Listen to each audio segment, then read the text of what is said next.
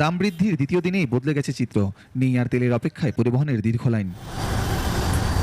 রাজধানীর trust feeling স্টেশনে fuel pass scan করে বাইকে মিলছে 10 লিটার তেল, আর পাস ছাড়া পাচ্ছেন 1000 টাকার তেল। 4 চাকার গাড়ি প্রতি দেওয়া হচ্ছে 4000 টাকার তেল। তবে দীর্ঘ সময় অপেক্ষার ভোগান্তিটা আর নেই।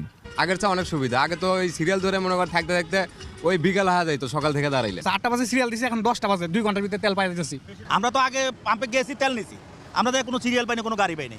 এখন অনেক পাম্প বন্ধ। এটা ওরা সময় মতো দেয় না, প্রাইভেট গাড়িগুলো আগে দেয় আর মোটরসাইকেলগুলো পিছনে দেয়। ভোক্তারা বলছেন দাম বেড়ে যাওয়ার পরই পাম্পগুলোতে পর্যাপ্ত তেল পাওয়া যাচ্ছে। 2500 টাকার তেল নিতে আসে, আমার 15 লিটার তেল গেছে, আমি পায়ে ধরছি ভাই আমার 500 টাকার তেল বেশি দেন, দেয় না। কিন্তু আজকে জিজ্ঞেস করতেছে যে আমার কয় টাকার তেল নেবেন। দাম বাড়লো, এখন তেল সহজলভ্য হয়ে গেল, পাওয়ার এখন আর সাথে সাথে তেল পাওয়া যাচ্ছে। বিষয়টা এখন কার লাভ সেটাই জানি না। আমি আজকে প্রথম কিউআর কোডের মাধ্যমে তেলটা সংগ্রহ করলাম এই ট্রাস্টে থেকে।